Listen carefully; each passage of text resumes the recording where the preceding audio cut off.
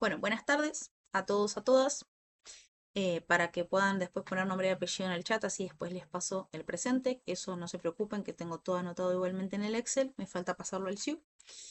Em, ya les había avisado por el campus, pero ya están las notas tanto en el campus como en el SIU. Lo que van a ver es que en el SIU figuran redondeadas porque no hay tanto para abajo como para arriba, según los mismos criterios que venimos trabajando. Em, Así que ahí van a tener la nota redonda porque no dejan poner con decimales. Pero bueno, los que tienen esos 0,25 serán contados para el promedio final. Em, bueno, eso. Y estábamos hablando de poder comenzar con dudas o consultas que haya de ejercicios de equilibrio químico. No sé si pudieron hacer algún ejercicio más. Una de las consultas que había por el mensaje, por los mensajes, decían de poder continuar con el ejercicio 18.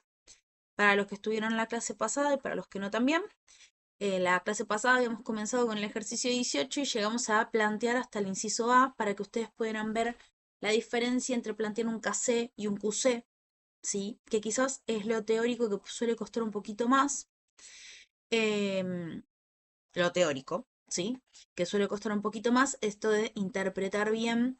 eh, por un lado, interpretar KC, que es lo que me está diciendo, ¿sí? Valores muy grandes o valores muy chicos. eh, bueno, cosas. Em, no, lo dejo por acá. Bien, interpretar el sentido de KC, ¿sí? Cuando tenemos un valor muy chico, ¿qué significa? Cuando tenemos un valor muy grande, que esto es planteado en si es mayor o menor a 1. Em, y por otro lado, ¿qué significaba cuando QC, para definir a nuestro sistema, cómo era la relación entre QC y KC?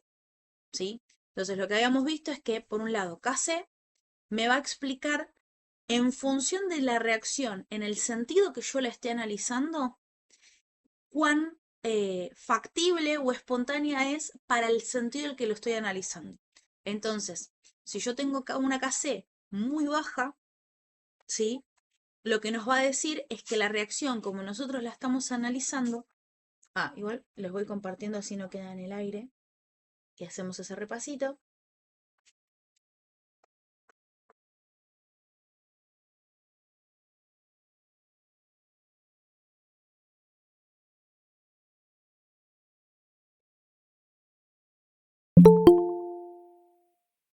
Entonces, por un lado tenemos KC, que si es muy menor que 1, ¿sí? Recordando que KC es producto sobre reactivos, cuando es muy pequeña quiere decir que la reacción, como nosotros la tenemos planteada, tiene más tendencia a que se queden los reactivos como están que a los productos, cuando es mucho más chica que 1, ¿sí? Entonces la reacción en realidad es al revés, se está yendo a los reactivos, ¿sí? Es como decir esto, como una flechita chiquitita a producto, que casi no se va a estar convirtiendo en producto. O lo otro es que el sentido más espontáneo o más factible es de productos a reactivos. Mientras que una KC mucho más grande que 1 va a implicar, ¿sí?, que tengo más producto que reactivo. Entonces la reacción va a llevar más a reactivo que a producto. O sea, tengo más en el equilibrio, ¿sí? Voy a tener más producto que reactivo. Así que en realidad es esto. Más que la flechita, lo que tendríamos que poner es que en el equilibrio voy a tener más reactivo que producto y acá en el equilibrio voy a tener más producto que reactivo. ¿Sí? KC. Ahora, QC, porque recordemos que KC es mi constante en el equilibrio.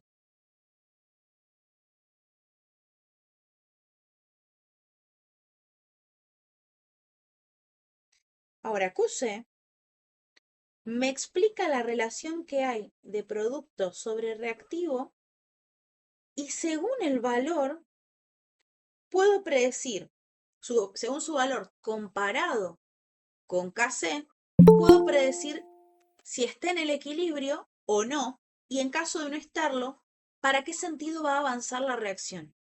Entonces, cuando QC y Kc son iguales, ya está, estamos en presencia del equilibrio. Pero cuando QC es distinto, tenemos dos casos. Cuando QC es menor a Kc,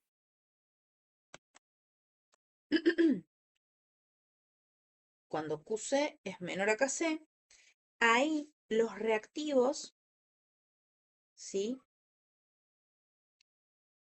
QC más chica, van a tender a los productos. Ahora, cuando QC es más grande que Kc, los productos van a tender a los reactivos, ¿sí? Para equilibrarse. Claro. Entonces, QC va a ser para predecir cualquier momento, ¿sí? Cualquier momento de mi reacción.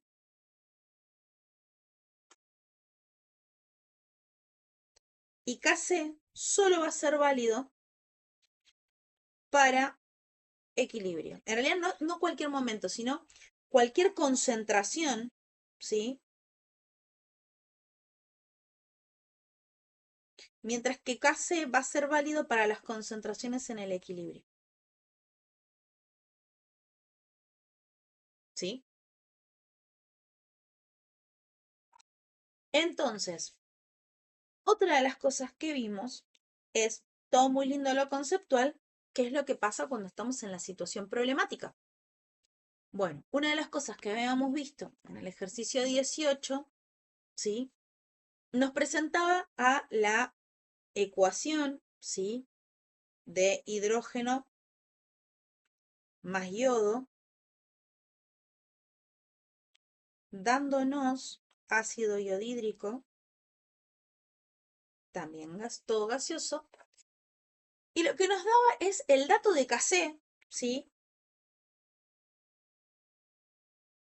Que era 54,3, pero como habíamos hablado bien, Kc depende, hay como determinadas Kc según la temperatura, o sea, Kc va a estar, si bien no lo vemos en una fórmula, sí el equilibrio va a estar afectado por la temperatura. Entonces vamos a tener una Kc para una determinada temperatura.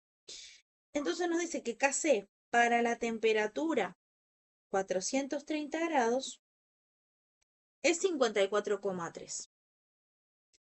Entonces, lo que nos dicen es que en la situación inicial tenemos una determinada concentración, una determinada cantidad, mejor dicho, de moles de los diferentes reactivos y también del producto, en un volumen de 2,4 litros. Entonces, lo que nosotros habíamos hecho la clase pasada era primero y principal calcular las concentraciones, porque paso 1, no podemos trabajar con cantidades, sí o sí tenemos que trabajar con concentraciones. Así que ni se les ocurra meter dentro de los cálculos de QC o KC moles. Tienen que meter sí o sí molar, tienen que pasar primero por la concentración. Entonces lo que nosotros habíamos visto es que de hidrógeno y de yodo tenían una cantidad de moles de 0,714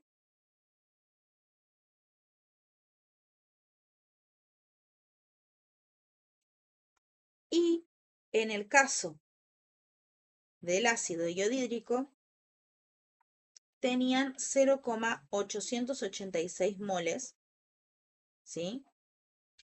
En nuestra situación inicial, o sea, momento inicial. Y lo que habíamos hecho nosotros como primer paso fue calcular la concentración en este volumen que era 2,4 litros. Que no sé si ustedes ya lo tienen anotado, solo recalculo, no hay ningún problema.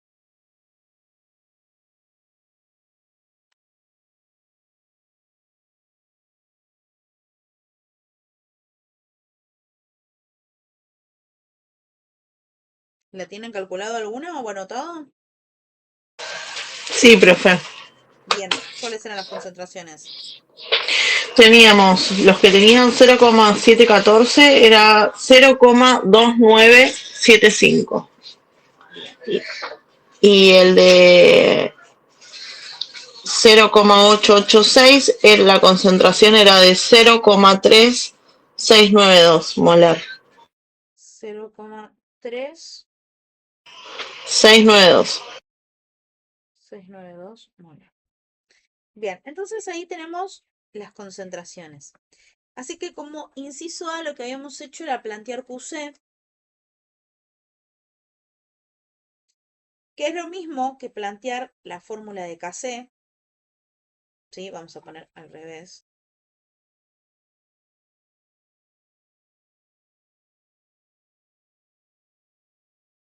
En fórmula, ¿sí? Ojo con esto.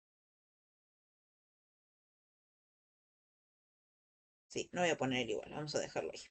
Vamos a plantear a QC directamente, que era productos sobre reactivos. Entonces, ¿cómo nos queda la expresión de QC?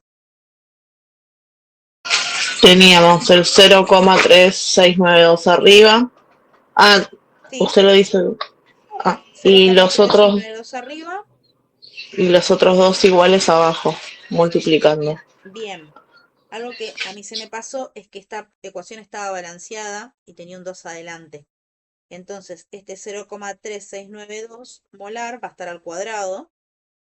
Y abajo tenemos la multiplicación de los reactivos, que eran de 0,2975 molar cada uno. Estaba al cuadrado igual, profe. Yo no se lo dije. No, pero yo me olvidé de ponerlo en la ecuación, porque pensé que no estaba balanceada y la teníamos que balancear primero. Listo. Entonces, ahí habíamos sacado y cuánto nos había dado QC, que yo me había equivocado. 1,54 igual lo sigo calculando y no me da. Nunca se calcula. Esto es 0,3692 al cuadrado y todo eso va a ser dividido por la multiplicación de 0,2975. Para los que tienen la posibilidad de ponerlo tipo fracción, si no, pongan 0,3692 al cuadrado dividido, abren paréntesis 0,2975 por 0,2975 o ponen 0,2975 al cuadrado. Es lo mismo.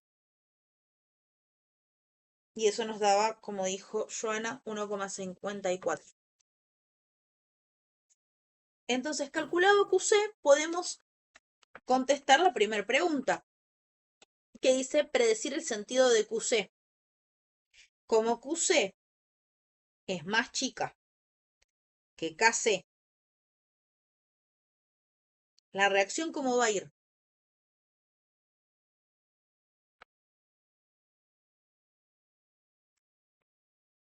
Hacia los productos. Exactamente, hacia los productos. Eso es, la QC no va no tiene unidades, porque piensen que tienen molar al cuadrado arriba y molar al cuadrado abajo. Bien, como QC es más chica que KC, la reacción va a ir hacia los productos, ¿sí? Y podemos, la siguiente pregunta, la siguiente pregunta es, ¿está en equilibrio? ¿Está en equilibrio? No, porque no es igual a KC. Entonces podemos decir que no está en equilibrio.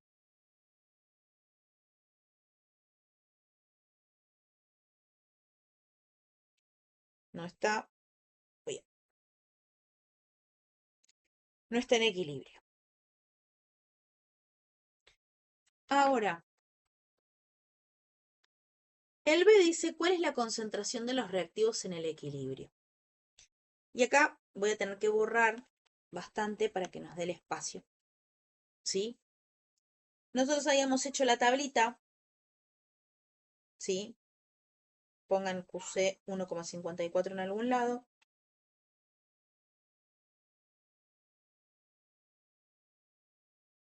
Por las dudas que lo necesitemos después. A nosotros lo que nos dicen es que no sabemos pero, ¿sí?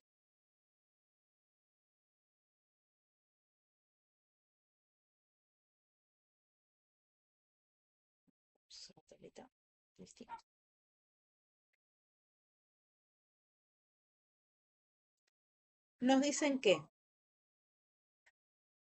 el hidrógeno tenía 0,2975 molar en la situación inicial, yodo 2 lo mismo,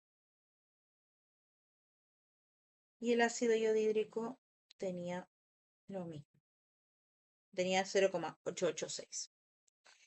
Ahora, en nuestra situación del equilibrio, o sea, hubo en algún momento el cambio, si habíamos dicho inicial, cambio, que se consumió una determinada cantidad de producto, perdón, de reactivo, que como la relación de nuestra ecuación es 1 a 1, quiere decir que lo que se consumió de hidrógeno se va a consumir de yodo, ¿sí? Y que esa misma cantidad va a permitir que se produzcan dos del producto. Entonces podemos decir que en el equilibrio lo que ocurre es que a nuestro reactivo le voy a estar restando X.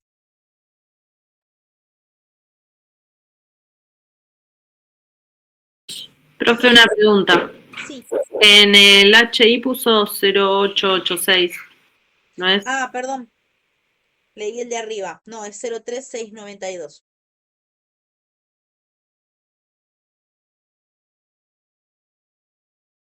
Entonces, muy bien la corrección. En el caso del ácido yodhídrico va a ser 03692 molar más los 2X que se hayan formado. Entonces, estas son las concentraciones que nosotros vamos a tener en el equilibrio y las cuales vamos a reemplazar en la constante C o Kc. Y que a su vez, ¿sí? Borro acá, a su vez, todo eso ya sabemos que su valor es 54,3. Ahora que lo voy a hacer más chiquitito a ver si me entra un poquito más.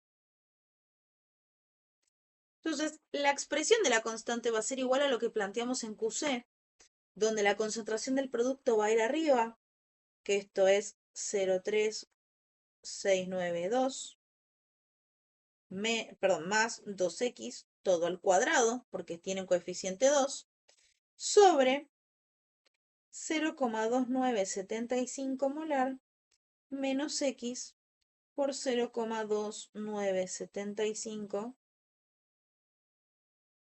molar menos x. ¿Sí? Entonces, esa va a ser nuestra expresión, que era lo que habíamos dicho que era horrible matemáticamente hablando para los que no les gustan la cuadrática. Entonces ahí nosotros teníamos que hacer nuestro desglose matemático, ¿sí? Uy, se me fue la pantalla.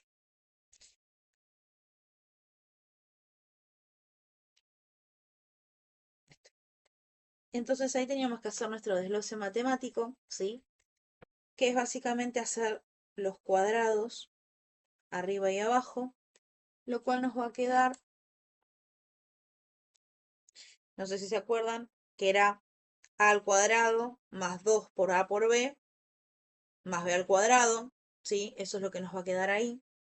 Entonces, utilizando esa fórmula, no les puse lo de los más ejercicios matemáticos porque ninguno me dijo que tuviera dificultad con eso.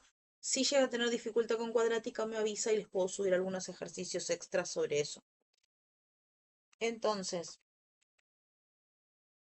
esto matemáticamente nos va a quedar 0,136 molar cuadrado más 4x por 0,3692, es decir, 1,4768x más 4x cuadrado. todo, esto también es molar, todo sobre, si se me va algún número, vayan diciéndome, 0,088 molar cuadrado, menos, porque acá tenemos menos x, menos 0,2975 por 2, esto es 0,595x, esto también es molar, más x cuadrado. Profe, Sí, el 1,4768, ¿de dónde sale?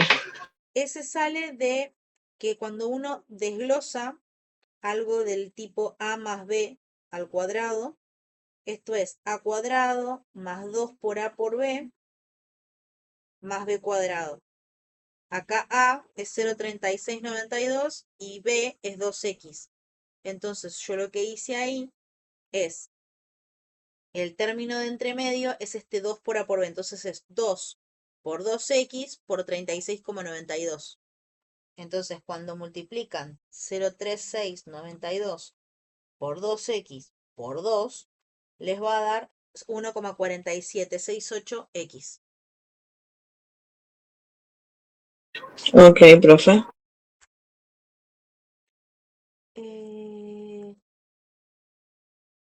Logaritmo natural. No, logaritmo, no natural, pero logaritmo vamos a usar en equilibrio ácido-base.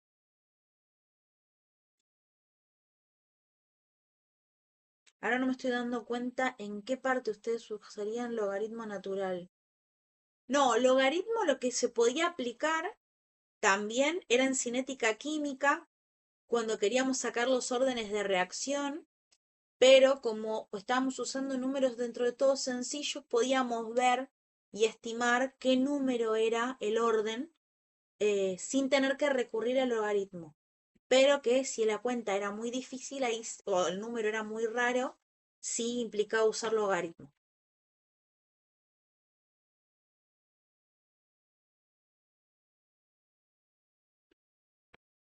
Bien, entonces, en este caso nos queda de esta forma.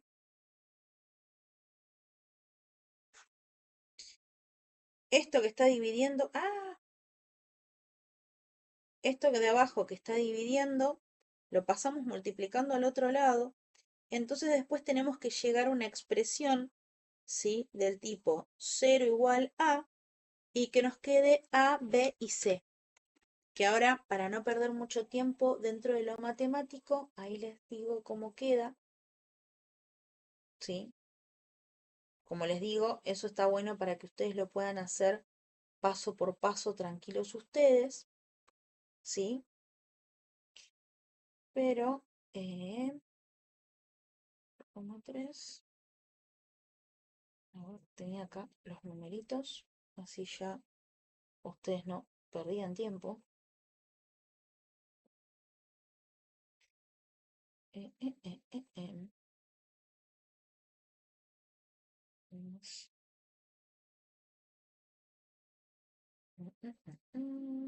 Sí, acá lo tenía.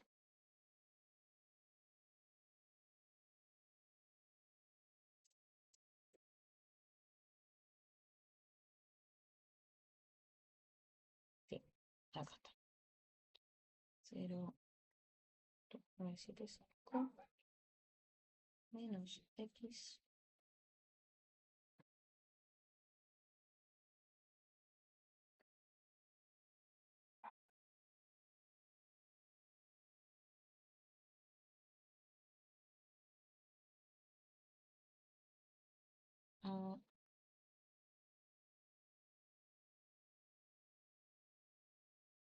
Bien, había acá en este caso, podíamos llegar a hacer una cuenta más fácil.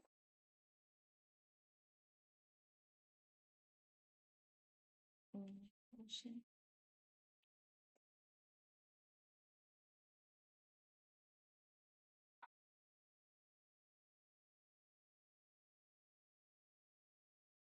Bien, haciéndolo con el desglose cuadrático, les va a quedar mm, mm, mm,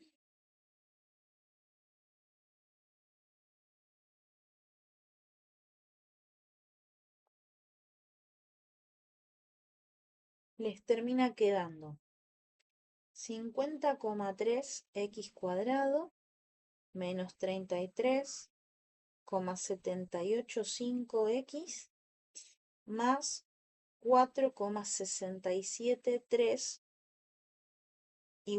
igual a 0, perdón, ahí está. Entonces esto lo meten en la cuadrática, ¿sí? Donde esto es A, esto es B y esto es C. Y calculan, arman la cuadrática y esa cuadrática a ustedes les va a dar. Se me quedó sin espacio otra vez. ¿Viste que ayer fue el cumple de Maradona? El más grande de todo Les va a Buenos Aires. terminar quedando Tenía cumplido la edad del abuelo Beto. chicos, acá me quedó el micrófono abierto que quiere Encima preguntar ayer, algo. como el tío Mamé. Yo una pregunta. Sí, ¿El número que está ahí es un 9? ¿0,595 puede ser? ¿El de abajo? No distingo bien. 0,595, sí. Ah, ok, gracias. Bien. Y x1, x2 haciendo la cuadrada, no hay problema. Era por si alguien quería abrir había abierto el micrófono y quería preguntar algo. Les va a terminar quedando aproximadamente 0,4775 y 0,1944, ¿sí? Como dos posibles valores. Pero ¿qué pasa? Otra vez, como habíamos visto anteriormente, nosotros vamos a tener uno que tiene sentido químico y otro que no. Si nosotros dijimos que nuestras concentraciones iniciales de hidrógeno y de yodo son 0,2975, ¿cuál tiene sentido de consumo? ¿X1 o X2? X2. X2, X2. así como decía Analía también y como dice Andrea. X2, porque si yo le resto X1 me va a quedar concentración negativa. Es lo mismo que nos pasaba con reactivo limitante y en exceso. Yo no voy a poder consumir más de lo que puse. Entonces, X2 va a ser mi valor. Entonces, si le restamos esto, 0,1944, ya el ácido iodídrico que tenía 0,33, perdón, 0,3692, le sumamos 2 por la cantidad que obtuvimos, tenemos las concentraciones en el equilibrio, que en este caso van a ser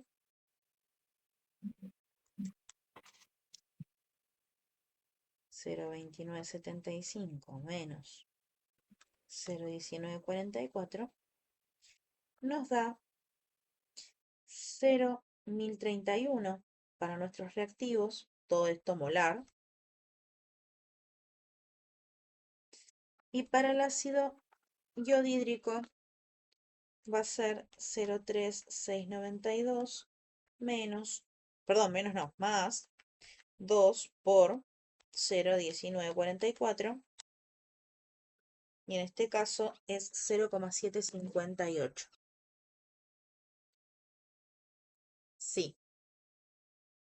Ahora, este ejercicio en particular, este es el desglose horrible, desastroso. Va, no sé si horrible, desastroso, pero tiene muchos pasos y si su fuerte no es la matemática, va a costar. La otra opción que teníamos con este ejemplo en particular, ¿sí? Está pensado estratégicamente para que ustedes puedan aplicar el conocimiento de equilibrio químico, pero no se tengan que desvivir matemáticamente hablando, ¿sí? Guarden Profe, esto. me hago una consulta. Sí, Si los números no son exactos, ejemplo X1, X2, ¿No pasa nada esos numeritos? Porque a mí me dio 0,1948. Sí, eso es Y el cero, ah, milicentesimal. y el otro me dio 0,4768. Son pocos los decimales Son de los decimales. números que. Sí, porque Ok, yo los números estos los fui haciendo con la calculadora, entonces no achiqué. En cambio, vos en el paso a paso fuiste redondeando. Ese cambio es el ok, redondeo, que es lógico. Sí, ese no hay ok, problema. El tema es que no te dé -14 y 825. O sea, que no tenga ok, nada ok. que ver un número con el otro. Bien, en este caso particular, ¿sí? Que está pensado a propósito para que no mueran en la matemática, acá lo que ocurre, ¿sí? Es que tenemos dos cosas al cuadrado, si lo vemos bien, ¿sí? Porque este 0,2975 menos x por lo mismo, ¿sí? 0,2975 por 0,2975 es como decir que estoy teniendo esto al cuadrado, ¿sí? Entonces, es lo mismo que decir que yo tengo todo esto al cuadrado, ¿sí?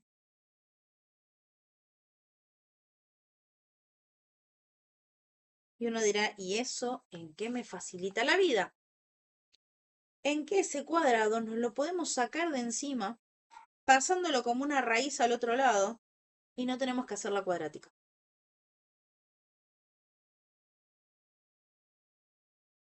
¿Sí? Nos queda acá la Sí, expresión.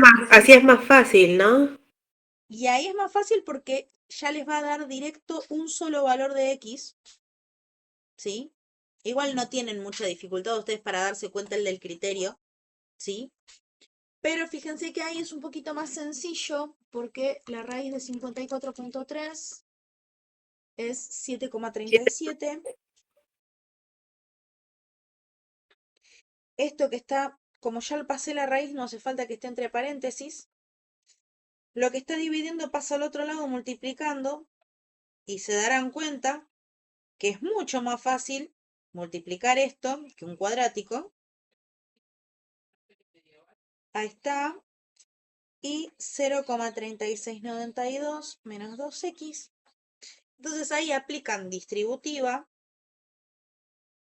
y les va a quedar, borro acá arriba para ir siguiendo, lo pongo en otro color así no lo confundimos. Esto nos va a quedar 7,37, esto por 0,2975, 219 menos 7,37 de x. Ahí está. Y acá pasamos. Y acá nos queda 0,3692 menos 2x. Y ahí podemos hacer x por un lado, números por el otro. Entonces ahí nos queda 219 menos 0,3692. Esto está restando, pasa sumando. 737 de x menos 2x. Entonces ahí nos queda 5,37x es igual a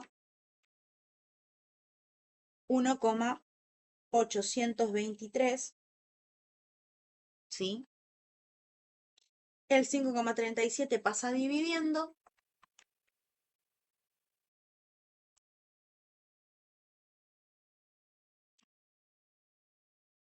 Ah, qué feo. En alguna debe haber Puede puesto. ser, profe, que menos 2x era más 2x apenas comenzado el cálculo. Sí, me parece que sí. Sí, ahí está. Me parecía porque estaba quedando un número más grande. Esto era más 2x más 2x más 2x, entonces acá es 9. Ahora sí tendría un poquito más de sentido.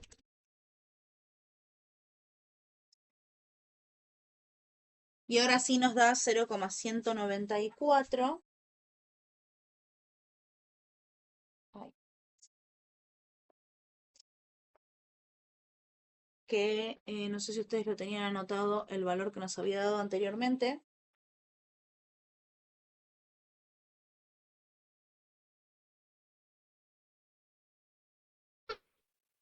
Sí, profe, era 0,1944. Perfecto, acá nos da 0,1945. Las decimales, las mínimas decimales que habíamos dicho. ¿Sí? Entonces ahí ya tenemos una sola X. ¿Qué quiere decir esto? ¿Sí? A nuestros fines prácticos. Así ya se los anoto. ¿Que todos los casos van a ser así y van a zafar de la cuadrática en su vida? No. Desgraciadamente la cuadrática está. Pero podemos buscar los docentes para evaluarles algo que no es el fuerte de una forma más sencilla. Sí. ¿Sí? Entonces, ¿qué pasa? En lo que es su labor real, este tipo de cosas van a tener tiempo tranquilos. Hay software que les hacen la cuenta de una, ¿sí? E incluso hay calculadoras online que les ponen valor de A, valor de B, valor de C y lo mandan, ¿sí? Pero fíjense que este tipo de ejercicios lo que quiere demostrarles es que matemáticamente, ¿sí? Hay formas de que ustedes puedan hacerlo más sencillo en casos particulares. Pero sí sepan que no es que zafar de la cuadrática, ¿no? Pero sí que de acá en más, ¿sí? Van a tener desgloses matemáticos intensos para entender qué es lo que está pasando. No solo en química, en física también, en lo que es la parte de metabolismo, de diferentes lados, lo que es la ecuación matemática y su resolución les va a dar las pistas de lo que ustedes necesitan hacer, ¿sí? Entonces, no se duerman, más allá de que nosotros le podamos hacer ejercicios que sean un poco más sencillos, pero que el sentido químico esté, pero no pierdan de vista y no le aflojen a lo matemático, ¿sí? Entonces, si esto de la cuadrático no lo entienden, avisen, ¿sí? Para ver de reforzarlo, más allá de que uno pueda buscar, porque es una realidad que ustedes van a tener un examen de 2 horas. Si les ponemos una cuadrática como esta, van a estar media hora, 40 minutos para solo hacer la cuadrática, ¿sí? Si le pongo 3 ítems más, estamos fritos, ¿sí? Entonces, más que nada por una cuestión de tiempos, etcétera, pero sí, háganlos a conciencia estos ejercicios, fíjense si les da decimales más, decimales menos, como me decía Andrea, creo que era Andrea que me había preguntado, perdón, si no la rebauticé, pero préstenle atención porque este tipo de cosas se van a usar y las van a necesitar en otras materias. Bien, dicho todo esto, pudimos calcular las concentraciones en el equilibrio, que fueron las que calculamos anteriormente. Entonces podemos responder el inciso B de cuál es la concentración de los reactivos en el equilibrio. ¿Sí? De paso cañazo calculamos la concentración del producto en el equilibrio. Ahora, en este caso nos preguntaron cuál sería el valor de Kp. ¿Cómo calculábamos el valor de Kp?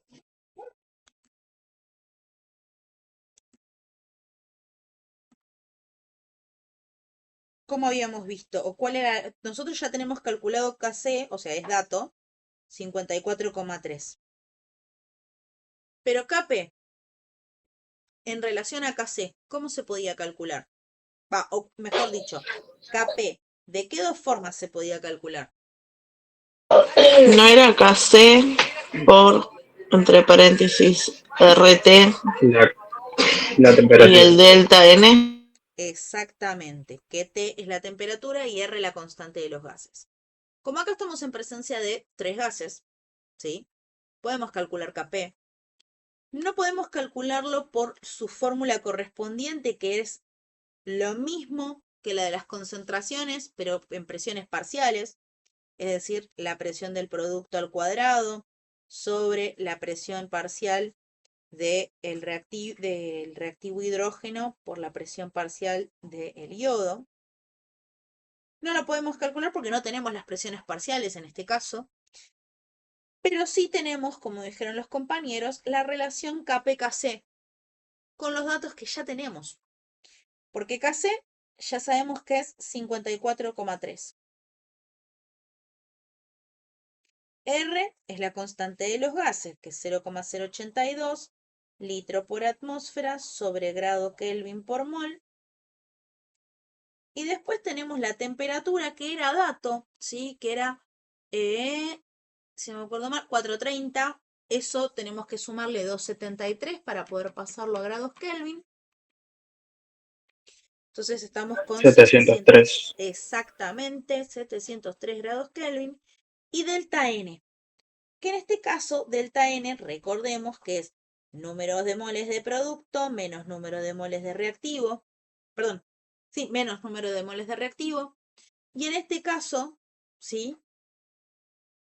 ¿Cuánto nos da? ¿Puede ser 1?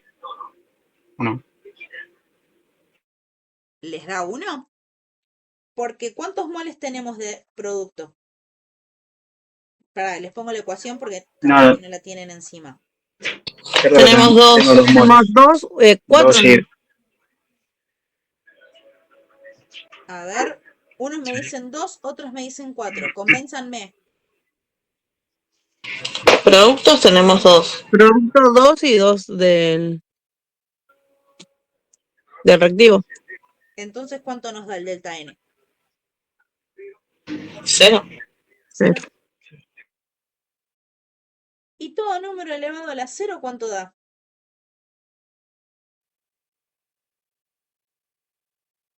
1. 1. Entonces, Kp, ¿sí? En este caso, va a ser igual a Kc. Porque todo esto se hace 1. Entonces Kp va a ser igual a 54,3.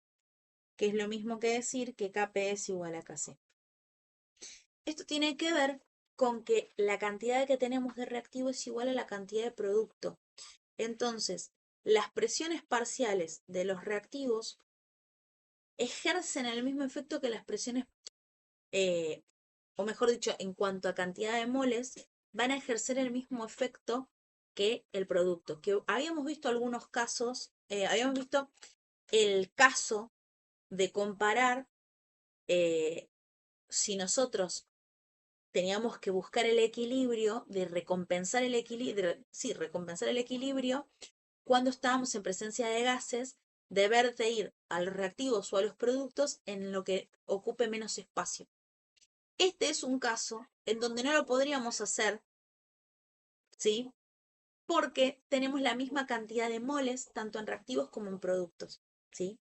Habíamos visto justo un caso de que aumentamos la presión, disminuye el volumen, entonces el sistema va a tender a la forma, reactivo o producto, que implique menos cantidad de moles. Que eso era lo que habíamos visto como un ejemplo. Este es el caso en que ahí no podríamos hacer nada porque tenemos la misma cantidad de uno que de otro. En cantidad de moles según la ecuación, ¿sí? Bien, entonces en este caso, delta N da 0, entonces Kp es igual a Kc. Ahora empiezan las preguntas teóricas. D y E buscan que ustedes indaguen un poco en lo teórico. Y de lo que dice es, ¿hacia dónde creen ustedes que se va a desplazar el equilibrio si se elimina ácido iodídrico del reactor?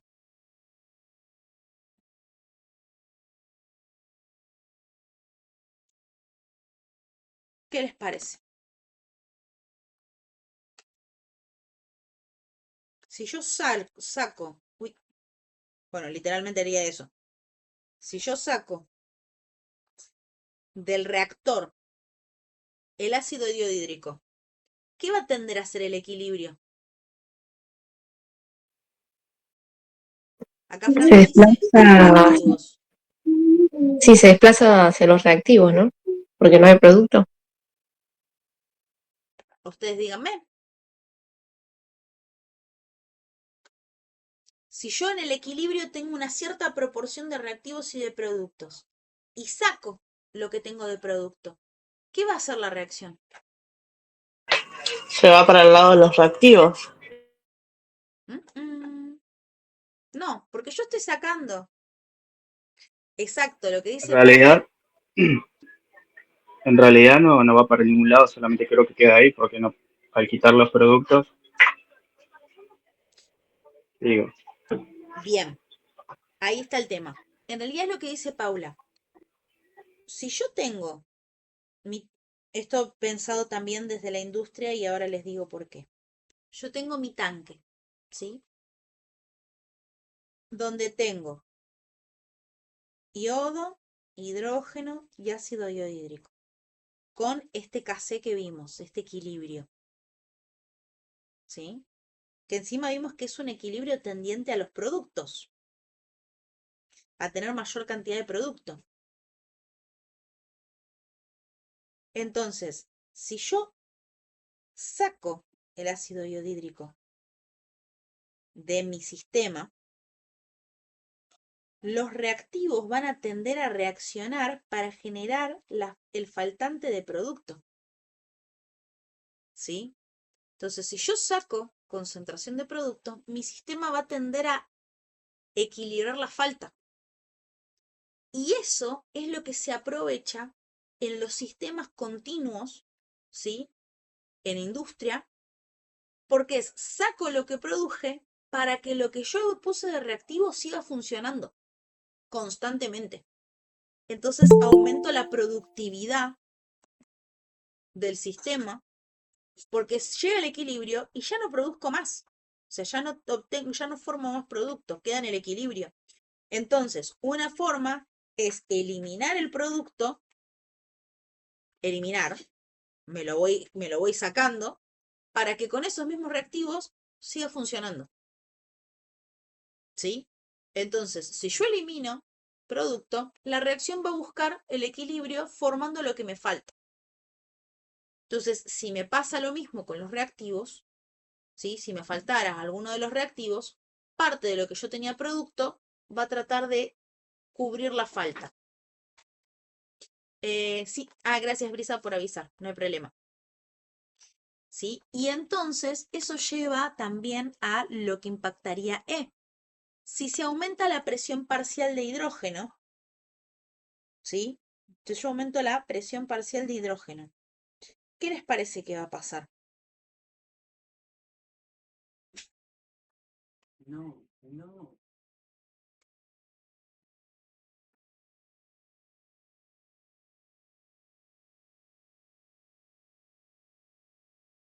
¿Qué les parece que va a pasar si yo aumento la presión de hidrógeno?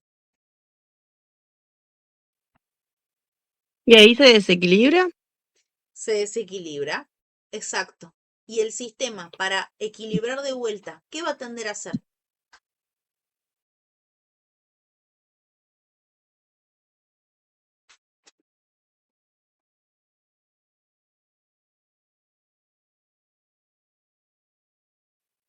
¿Qué les parece que va a tender a hacer el sistema? Si yo aumente la presión parcial de hidrógeno. ¿Qué significa que yo aumente la presión parcial de hidrógeno? ¿Con qué está Que relacionado? tiene más cantidad.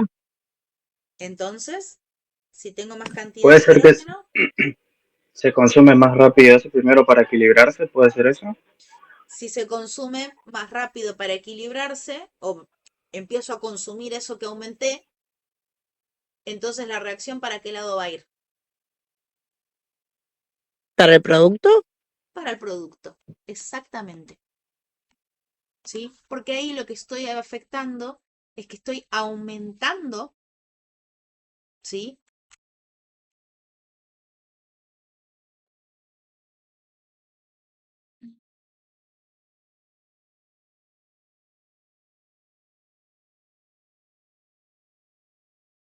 Perdón. Bueno, ahora me fijo. Bien, entonces en ese caso, como aumenté la cantidad de reactivo, o la presión parcial de mi reactivo,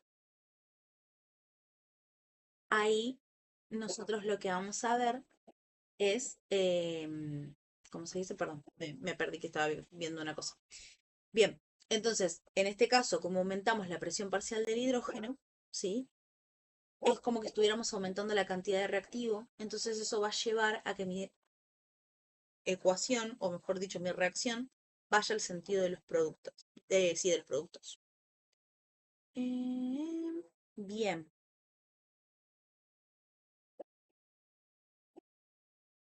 Bien. Bueno, ¿alguna duda más hasta ahí?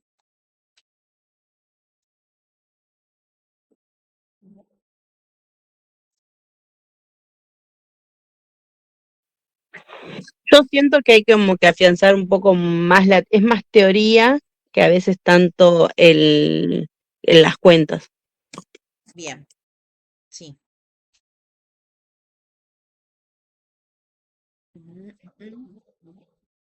Perfecto. Eso lo que les había dicho es que después iba a buscar algunos videitos que relacionen lo teórico con lo práctico para que no se mareen solo con lo matemático, sino que puedan ir relacionando el contenido teórico con el práctico para poder ir entendiéndolo.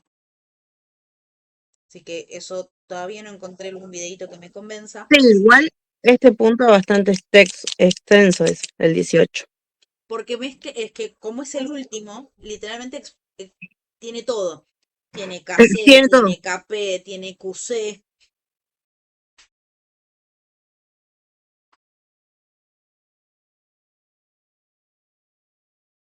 Bien. Bien.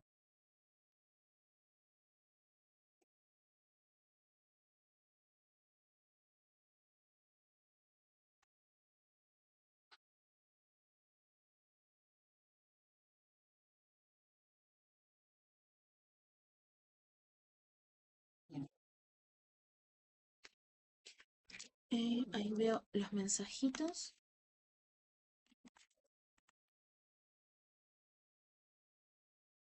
Ah, bueno, dale, Federico. Gracias. Sí, de esas preguntas va a haber. Claro, es un ejercicio integrador, medio resumen, porque tiene todo lo que fuimos viendo.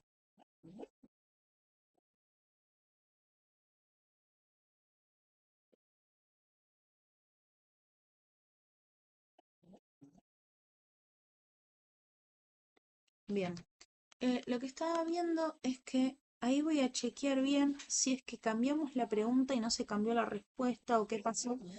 Pero si ustedes se fijan en el ejercicio 18, la respuesta dice que se desplaza hacia los reactivos y en realidad si nosotros eliminamos del reactor, en realidad va a tender a los productos. Pero no sé si es que se cambió o algo no estoy entendiendo de la pregunta, de cómo está apuntada. Pero me parece que ahí hay un problema en las respuestas.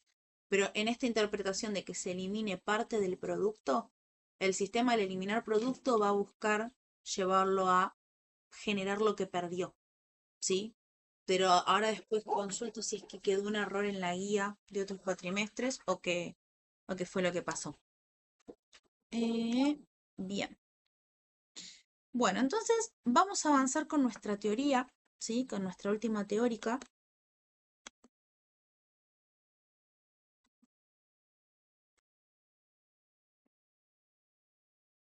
Ahí vamos, a ver ahí.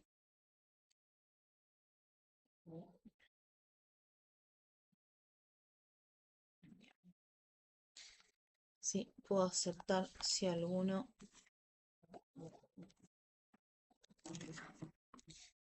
Bien. Entonces, cualquier cosa, intervienen y me preguntan. Acá spoiler. Bien. Entonces, vamos con esto. Bien. Bueno, recordar, o capaz que no, y lo recordamos de vuelta, que ustedes vieron ácido base ¿sí? Cuando vieron las nociones de pH, ¿sí? Acidez y basicidad, ¿sí? Y que y les introdujeron a cuál era el carácter ácido, qué implicaba que tuviera carácter ácido o básico una determinada solución, ¿sí? Y que según la definición, ¿sí? Del sistema, de la definición del tipo, ay, voy a cerrar porque hay mucho ruido, no sé si se escucha bien, ahí está. Entonces ustedes vieron las nociones de acidez y basicidad y les decían que no iban a profundizar tanto porque quedaba como último tema, pero porque también se iba a retomar acá.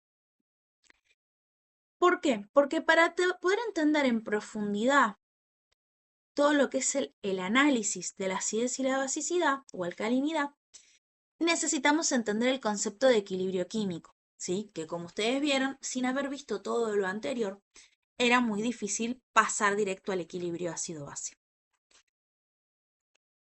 Entonces, si vamos desde lo más general a lo más particular, cuando se empezó a estudiar los ácidos y las bases, lo primero que se fue viendo es lo sensitivo.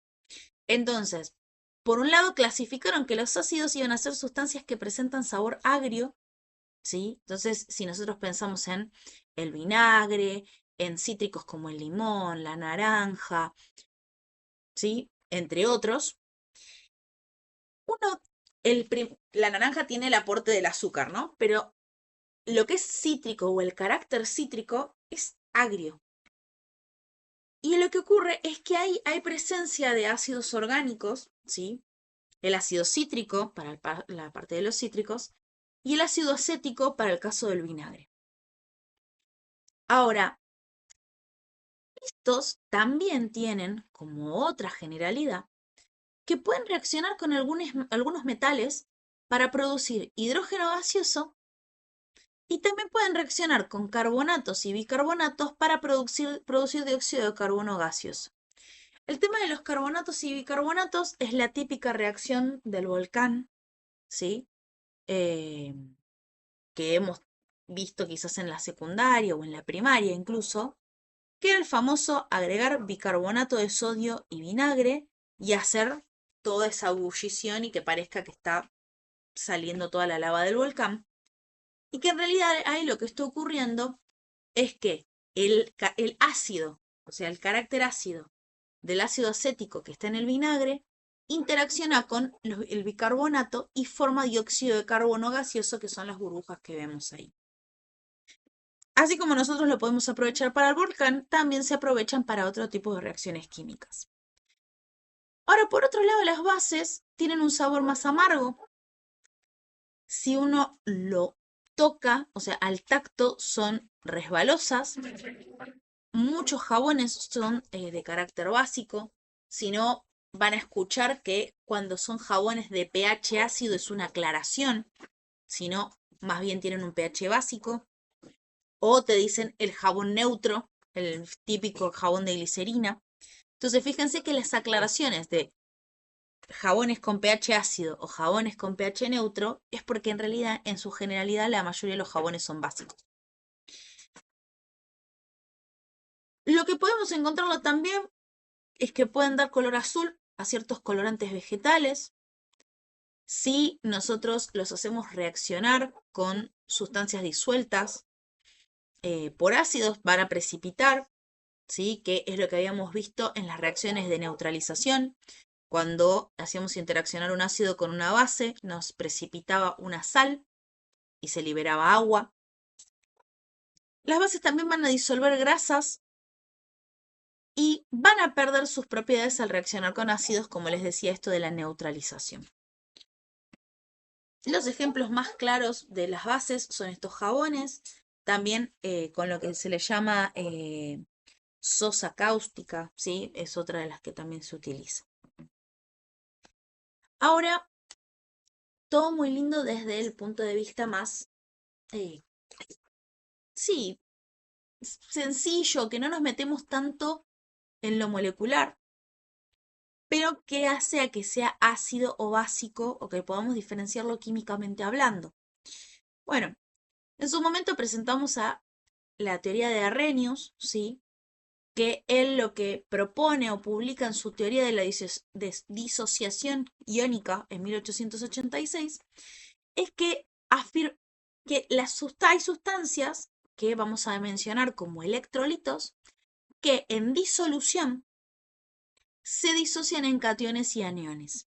¿Qué quiere decir? Nosotros veníamos hablando, ¿sí? Cuando nosotros veíamos soluciones, que hablábamos de un soluto, un solvente, romper las interacciones no covalentes del soluto por un lado y del solvente por el otro para que puedan formarse interacciones soluto-solvente y formar una solución. Pero ¿qué pasa? Hay algunas sustancias que cuando entran en contacto con el solvente se disocian. Y ahí estamos en presencia de cationes y aniones, dentro de los cuales hay unos tipos de aniones y unos tipos de cationes que son importantes para esto de la propiedad ácida o básica de las sustancias. Entonces Arrhenius, en esa teoría, define como ácido a una sustancia que produce protones en agua, es decir, que cuando se disocia en el agua, forma protones porque interacciona el catión hidrógeno con el agua, haciendo el ion hidronio, ¿sí? Que es el H3O con carga positiva, ¿sí? O que nosotros normalmente o coloquialmente le decimos protón. Dentro de los ejemplos de ácidos de Arrhenius tenemos el ácido clorhídrico, el ácido fluorhídrico, el ácido nítrico. Ahora, como base de Arrhenius, él propone que es una sustancia que va a producir oxidrilos cuando se disocie en agua o interaccione con el agua. Entonces ahí el mayoritario eran los hidróxidos, ¿sí? Hidróxido de sodio, hidróxido de potasio. Eso es en la clasificación de Arrhenius. Entonces, ¿qué es lo que ocurre cuando la sustancia que produce protones y la sustancia que produce oxidrilos? La interacción, y eso implica un paso previo que es la interacción con la molécula del agua. O sea, no es que yo lo disocio y quedan solitos y se produce solo, sino que la disociación del catión protón y del anión cloro hace que interaccione el protón con el agua y forme el ion hidrógeno, en el caso del ácido. En el caso de la base, nuestra sustancia, como es en este caso el amoníaco, si nosotros lo vemos al amoníaco, ¿sí? No tiene un OH, no tiene forma de cedernos un OH. Pero si uno se fija y analiza el compuesto, es básico. ¿Qué es lo que ocurre? Su interacción con el agua, ¿sí? Toma un protón y se libera como oxidrilo en el medio, ¿sí? De esta solución. Entonces se forma o libera oxidrilos, como nos dice la teoría de Arrhenius. Que eran estos casos que nos quedaban como excepciones a la hora de analizarlo cuando ustedes lo veían en Introducción a la Química. Entonces, lo concreto es que el ácido o la base van a interaccionar con la molécula de agua y según el catión o anión que formen en esa disociación, vamos a poder clasificarlos en ácidos o bases. Cualquier cosa, si algo no se entiende, me interrumpa. Para todo esto, ¿sí? Para que esto ocurra, hay un efecto, hay una propiedad ácido-base del agua que es clave, que es la autoionización del agua. ¿Qué quiere decir? Que el agua en sí misma puede actuar a veces como ácido y veces como base, por lo que podemos tratar a una molécula como ácido porque va a liberar un protón al medio y a otra molécula como base porque va a ceder un oxidrilo. Y que cuando nosotros analizamos ese paso a paso, podemos decir que lo que se libera es una base conjugada, lo que se forma es una base conjugada, ¿sí?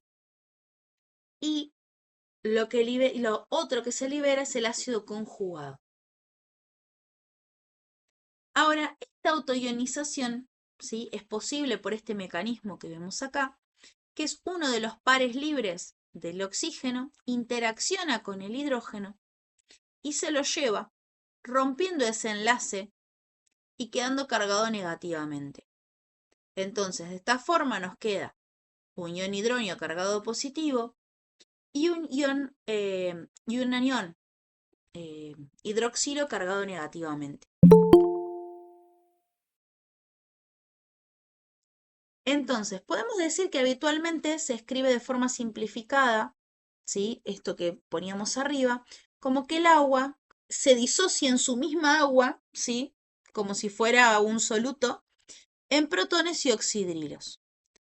Entonces, en función de eso, se plantea el equilibrio iónico del agua y se plantea la constante del agua. Entonces podríamos definir, esto es la parte que se nos suma a lo que ustedes ya vieron anteriormente, que es que el equilibrio químico del agua también se va a poder expresar como los productos sobre los reactivos. Ahora, lo que habíamos dicho es que Kc, como en cualquier equilibrio, va a depender de la temperatura. Entonces, lo que ustedes habían visto como Kw, que era la constante del agua, ¿sí?, va a ser determinada a 25 grados. Entonces, al ser en 25 grados, donde la densidad del agua es 1 gramo mililitro, y eso nos lleva a una concentración particular de 55,5 molar respecto del agua, nos lleva a la constante que ustedes habían visto anteriormente, que era 1,8 por 10 a la menos 16 a 25 grados. Pero también cuando ustedes veían la constante W del agua, el término de agua, que es esta concentración de abajo, que sería la de los reactivos, como es agua pura, ¿sí?, ese término se denomina constante, entonces no se tiene en cuenta para el cálculo, ¿sí? Normalmente para los cálculos de las constantes, el agua no se tiene en cuenta, que era lo que habíamos visto cuando estaban en estado sólido, estado líquido, que son sustancias puras, esas se anulaban.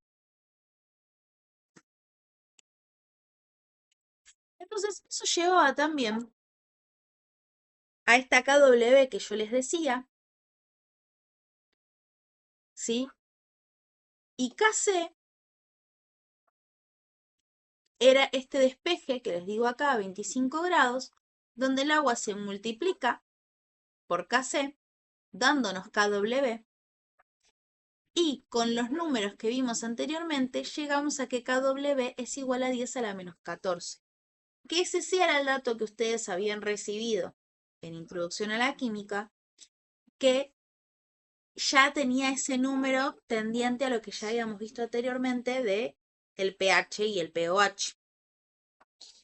Entonces, ¿qué quiero que se queden acá de esto?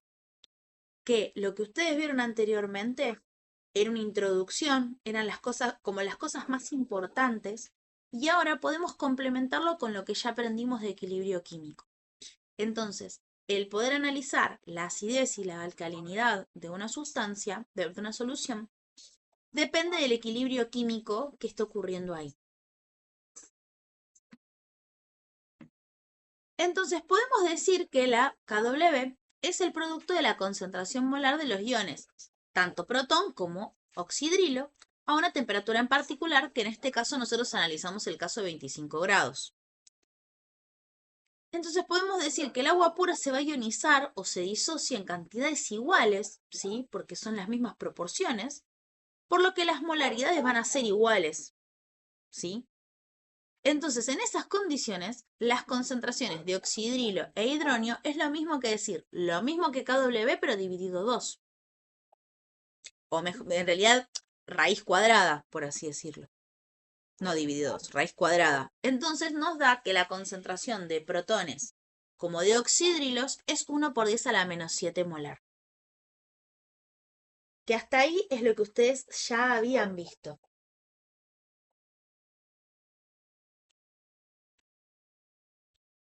Entonces acá volvemos a lo que ustedes habían visto de pH, que para poder determinar estos números, estas concentraciones de forma mucho más sencilla, se propuso la escala de pH. De forma que podamos evitar el uso de exponentes negativos.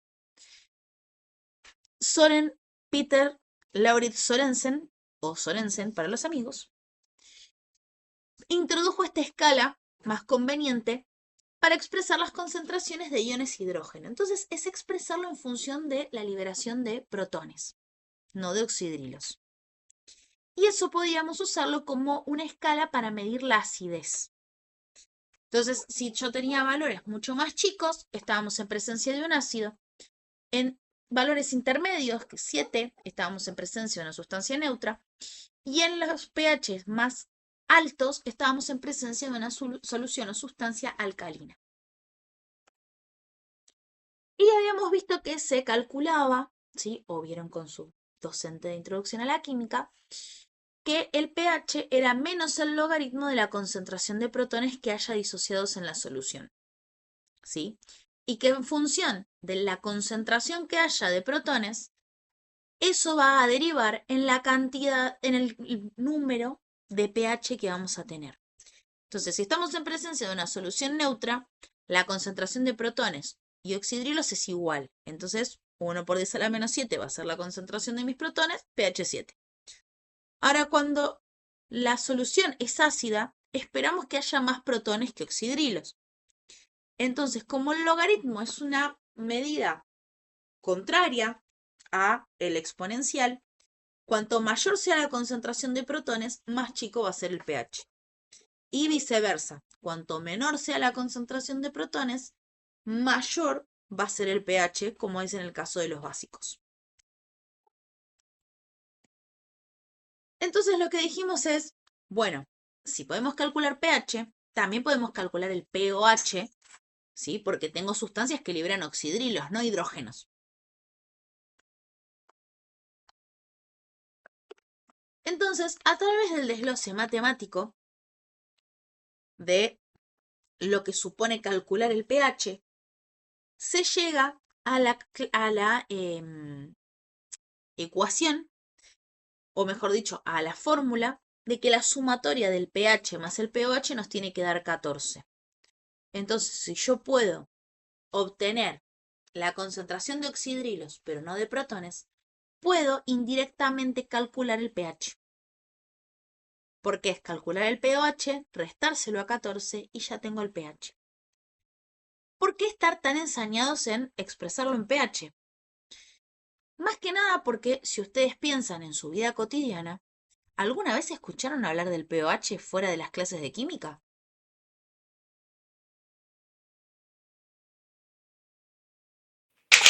No, profe. En cambio, pH, ¿escucharon hablar fuera de la química? Sí. ¿Sí, Micaela?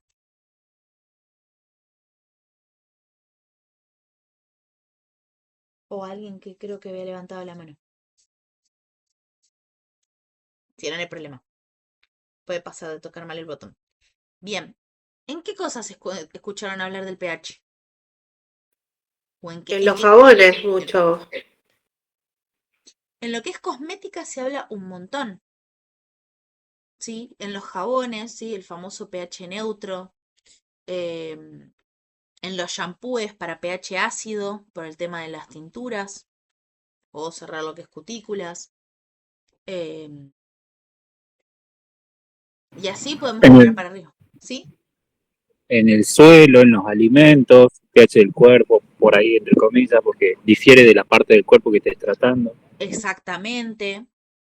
Después ustedes van a avanzar más en la carrera y van a ver los pHs, por ejemplo, para los que se van al área más de salud, ¿sí? Se habla de entornos de algunas enfermedades en particular que son pHs ácidos. O esto mismo, el pH de la sangre.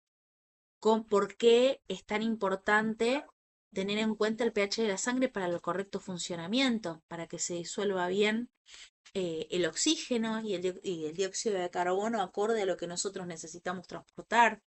Entonces, pH se escucha en todos lados, desde lo cotidiano hasta irnos más a lo específico de la carrera. Pero el pH no. Entonces, acá vamos a un ejemplo, ¿sí? A mí me dicen que la concentración del ion oxidrilo de una muestra de sangre es de 2,5 por 10 a la menos 7 molar. Pero a mí me quieren preguntar, a ver si está sana la persona, ¿cuál es el pH de esta sangre, de la muestra de sangre que acaban de sacar? Entonces, con eso, nosotros podemos calcular el pOH, ¿sí? Es decir, calcular el menos logaritmo de la concentración de oxidrilos que tenemos en esta muestra, y eso nos da 6,60. ¿Qué pasa? Eso es pOH y yo quiero el pH. Entonces, ese valor que obtuve se lo resto a 14 y me va a dar el pH que voy a obtener. Y en este caso, el pH de la sangre me da 7,4. Que, si no me equivoco, el pH normal de la sangre va entre 7,35 y 7,45. Como valor ideal, 7,40. Entonces, esa muestra de sangre está perfecta. Ahora, dato.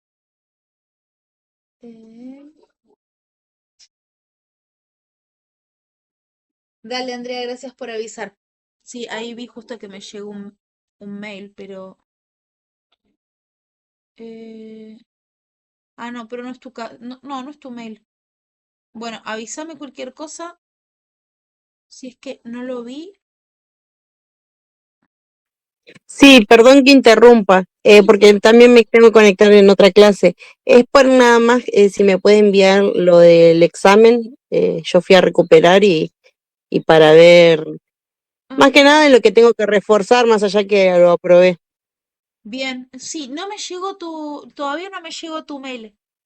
O capaz que me escribiste en el campus. Si me escribiste en el campus, tarda un tiempito en impactar en mi mail, así que en un ratito me va a llegar. Igualmente, ahora que ya me lo dijiste, después te lo mando.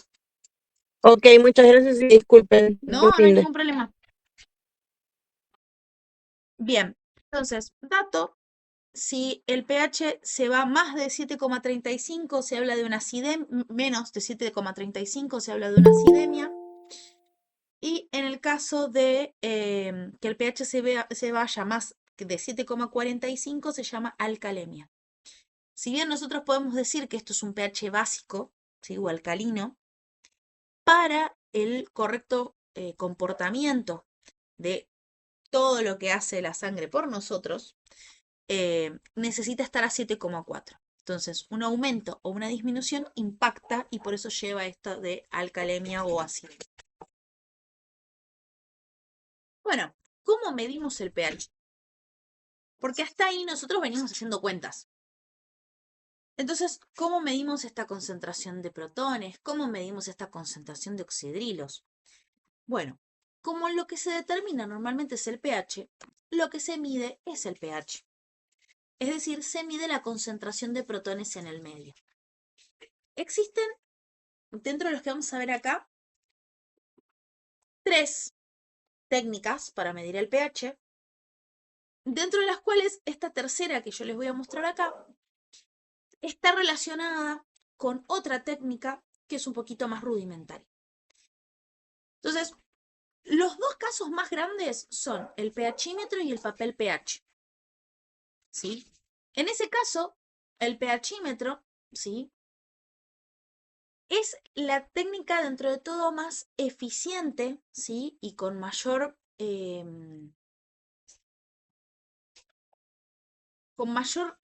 resolución, por así decirlo, con menos error,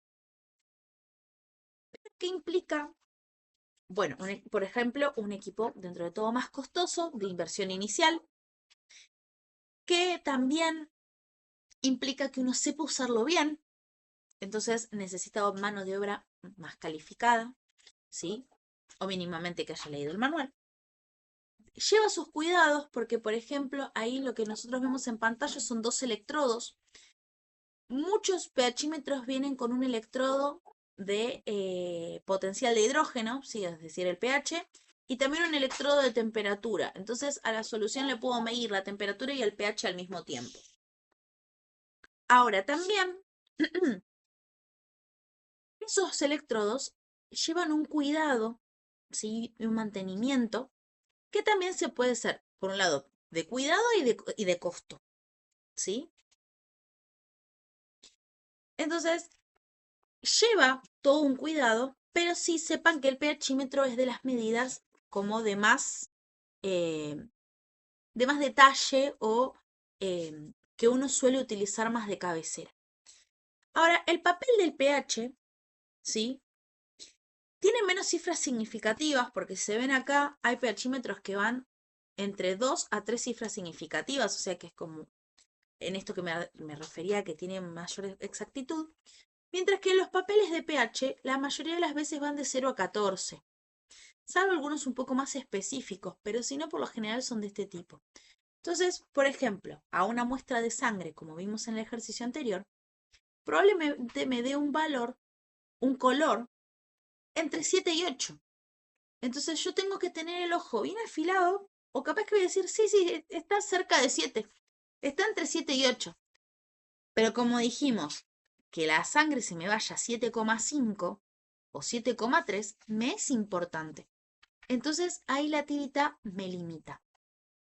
Cuando realmente yo lo que quiero saber es si es ácido básico o si estoy hablando de necesito que esté alrededor de 3 y es poner la tirita para ver cuán lejos estoy, me fijo con la tirita, miro los colores y digo, bueno, sí, efectivamente estoy en presencia de un pH ácido, un pH básico, o una de las que puede pasar es cuando uno no está del todo seguro si está bien calibrado el pHímetro o está funcionando mal algo, uno pone la tirita y la tirita es inequívoca. La tercera opción, en el caso de la tirita, sería colorimétrica, porque lo que tiene, el reactivo que tiene, reacciona al pH y cambia de color. En esta ruedita tenés un color para cada número. Acá tenemos una serie de 4 colores, ¿sí? Que nos permite establecer cuál es el pH con el que se está trabajando, pero sí es una reacción colorimétrica. Y el tercer caso es el de titulación ácido-base con un indicador adecuado. La que se conoce por referencia es la titulación con fenolftaleína, que si ustedes hicieron algo en técnicas de laboratorio, hay una materia creo que tienen que es técnicas de laboratorio, que creo que habíamos hablado,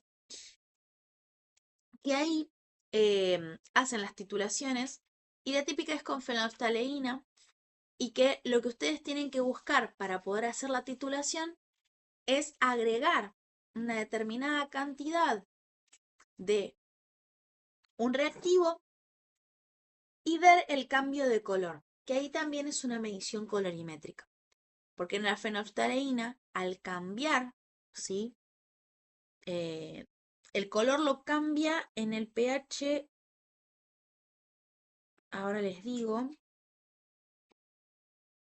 lo que son soluciones menores a pH 8,2, ¿sí? Es incolora, ¿sí? Entonces, normalmente para sustancias ácidas la fenolftaleína es incolora y se vuelve rosa claro cuando llega a este 8,2,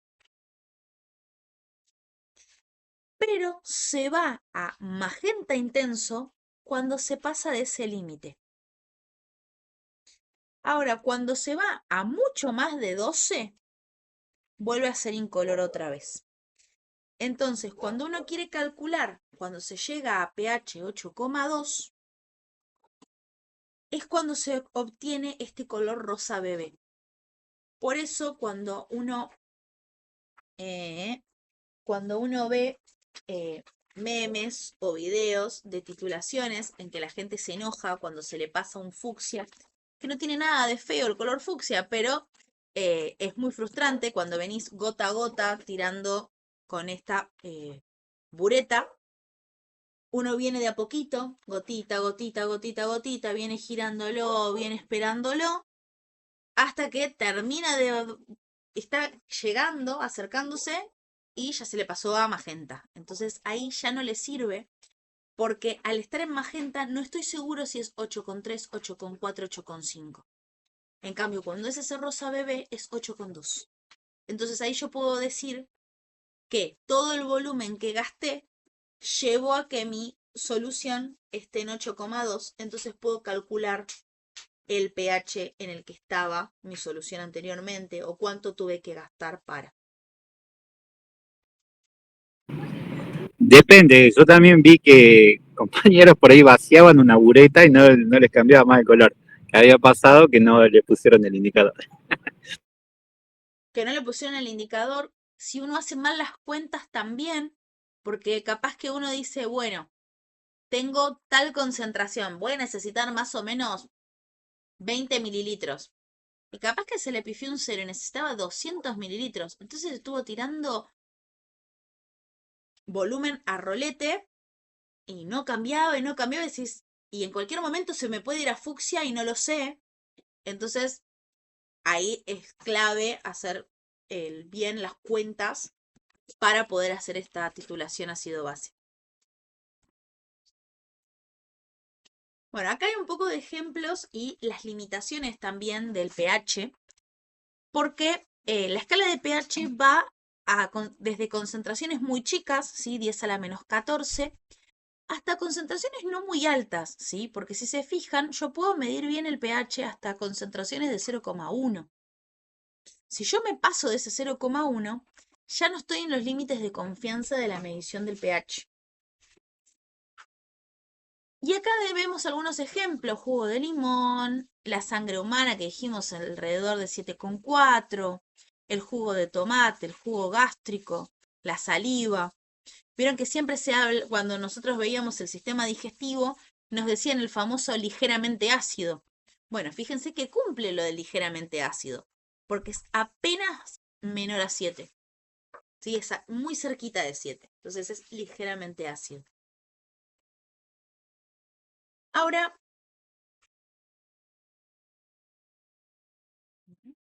ahí está. Entonces, hasta ahí nosotros lo que habíamos visto es que estas sustancias que se disocian en el agua o se disocian en la solución se llamaban electrolitos. Y según si eran ácidos o básicos, podíamos caracterizarlo. Ahora, esos electrolitos también se pueden caracterizar como electrolitos fuertes y electrolitos débiles. Y eso tiene que ver con la tendencia de esta disolución y de esta disociación. Entonces vamos a hablar de electrolitos fuertes, aquellos que en solución acuosa su disociación es total. Es decir, que en solución solo existen las especies iónicas.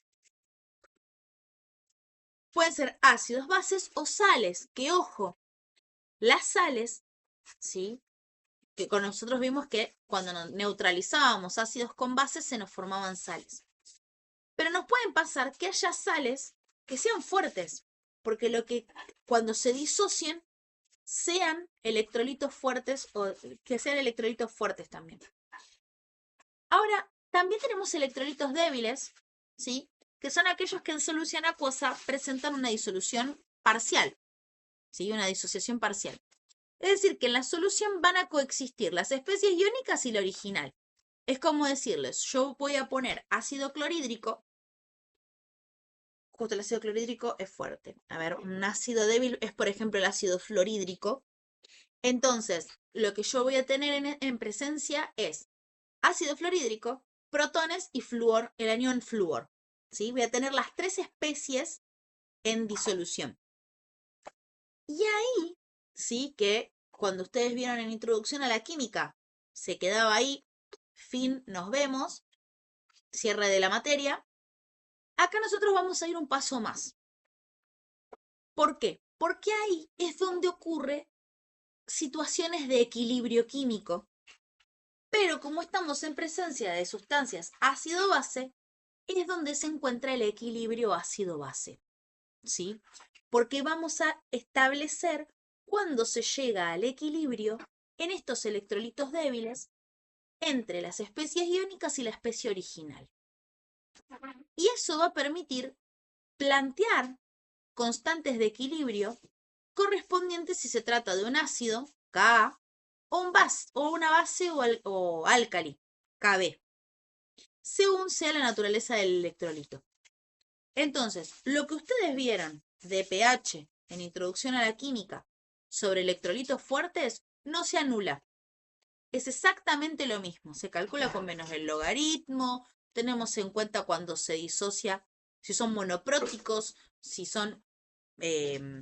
liberan más de 2 protones, si libera un oxidrilo o se libera más de un oxidrilo, cómo eso impacta. Eso se cumple igual.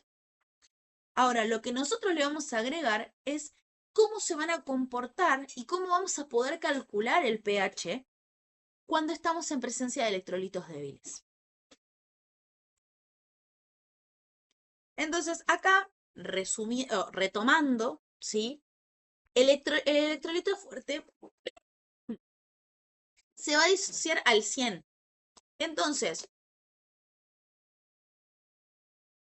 como se disocia al 100, no hay un equilibrio, porque pasa de 0 a 100, fin. ¿Qué pasa?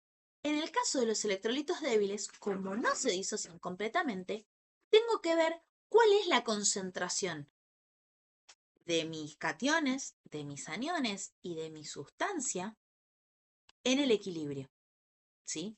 Porque en función de lo que haya, va a ser la concentración que tenga de protones y por lo tanto el pH que yo voy a tener como situación final en el equilibrio, ¿sí? Entonces, por eso es importante que nosotros podamos calcular.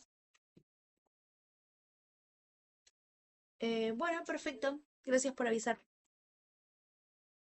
Estaba viendo, no se nos hizo tan tarde.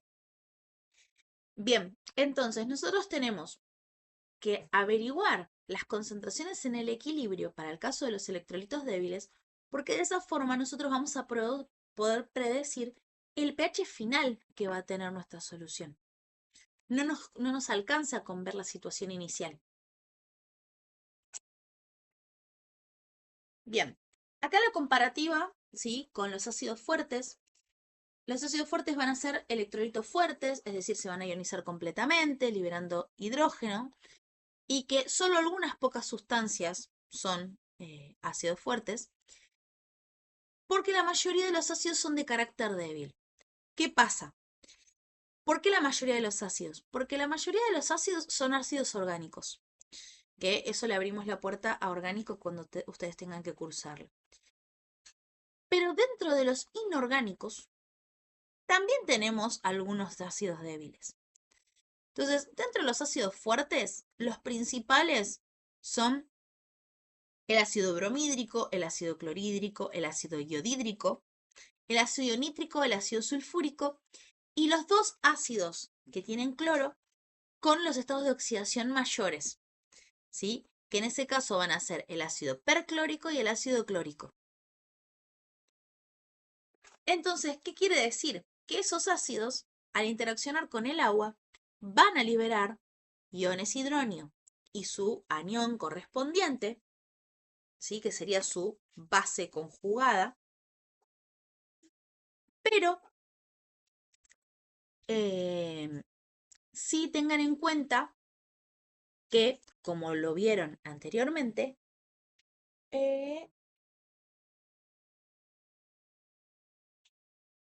ok, entonces lo que vamos a ver acá es que todo lo que se libera como protón es lo que nosotros vamos a usar para medir el pH. Entonces, como se disocia completamente, lo que yo tenía de concentración total del ácido fuerte va a ser equivalente a la cantidad de pH, a la concentración de protones. Entonces, de ahí que voy a tener el pH, ¿sí? Pero que eso sí o sí se cumplía si estábamos hablando de ácidos monopróticos. En el caso de dipróticos, como es el ácido sulfúrico, tenemos que tener en cuenta que va a estar liberando 2 protones. Acá vemos la primera ionización, después entra en contacto con otra molécula de agua y forma otro protón más.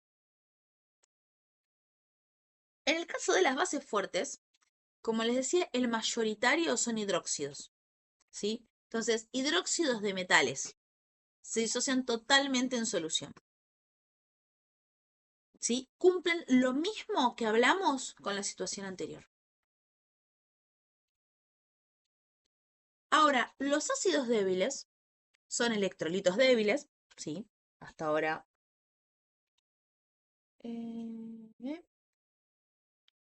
Entonces, acá lo que vamos a ver es que el ácido fluorhídrico, por ejemplo, interacciona con el agua, pero entonces vamos a tener ácido fluorhídrico, protones y la base conjugada, que va a ser la especie débil.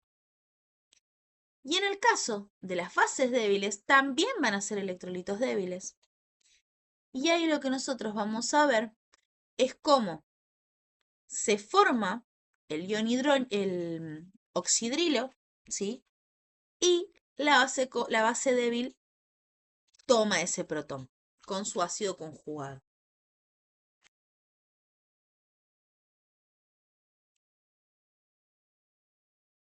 Ahora, para lo del cálculo del pH, repasando, igual yo les dejo esta diapositiva para que las diapositivas se las voy a subir para que ustedes puedan practicar un poco más.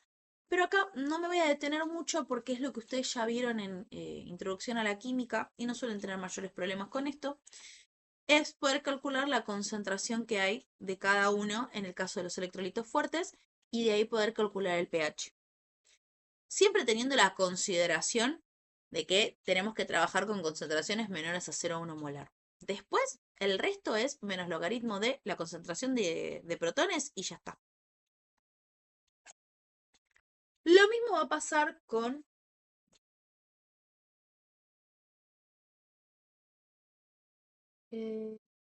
sí, el sulfúrico en su primera disociación es fuerte, ya Ka2 tiene otro valor, ¿sí? Pero bueno, se lo considera de base fuerte y un ácido diprótico, o sea que va a liberar 2 protones, pero es como un subequilibrio. Con las bases fuertes va a pasar lo mismo al disociarse al 100%, lo único que nosotros para nuestros cálculos lo que vamos a tener que hacer es calcular el pOH, ¿sí? Y después de ahí poder calcular el pH. Y si no, al saber el tema de las concentraciones de protones, se puede introducir la concentración de oxidrilos en la fórmula y poder calcularlo. Pero si no, de igual forma, sale por la de pOH, 14 menos el pOH. Y ahora vamos a la parte que es un poco más extensa, ¿sí? Lo bueno es que tenemos 2 clases de repaso con un feriado entre medio, así que vamos a poder seguir ahondando en el tema, si algo no se entiende, que el cálculo del pH en los electrolitos débiles, ¿sí? Lo que es muy importante que tenemos que recordar es que como son aquellos que están en solución acuosa y están disueltos de forma parcial, vamos a tener 3 especies. Las 2 especies iónicas y la especie original, que nos va a llevar a plantear una constante de equilibrio ácido o básico y desde ese lugar poder calcular la concentración de protones que va a haber en el equilibrio para el caso de los ácidos o concentración de oxidrilos en el equilibrio para el caso de las bases. Entonces podemos definir, ¿sí?, qué concentración vamos a tener y poder calcular los pHs y los pOHs. Entonces, para eso tenemos que plantear Ka, que lo bueno es que es igual a Kc, ¿sí? Porque es productos sobre reactivos. Acá quizás no es tan intuitivo porque nosotros la mayoría de las veces estábamos hablando de reacciones del tipo A más B da C. Acá, como es una disociación, el reactivo es mi electrolito y mi producto va a ser los productos de disociación. Entonces van a ser los cationes y aniones arriba y la especie abajo, ¿sí? La especie original abajo. Entonces ahí planteamos nuestra Ka para el caso de los ácidos débiles monopróticos y podemos decir que Ka se va a llamar constante de ionización de un ácido, ¿sí? Sí, tenemos que ponerle un nombre formal. ¿Y qué quiere decir en cuanto a valores? ¿Cómo interpretar? Cuando yo vea que un ácido tiene una Ka alta, quiere decir que tiene una mayor tendencia a la ionización. Entonces, dentro de los débiles, es más fuerte que otro que sea muy, muy débil, ¿sí? Entonces, esa mayor ionización implica mayor concentración de productos. Por eso nosotros podríamos decir que no tiene mucho sentido plantear una Ka para un ácido fuerte, porque como se disocia completamente, esto tiende a cero. Entonces la K se me va al infinito, ¿sí? Entonces no tiene sentido.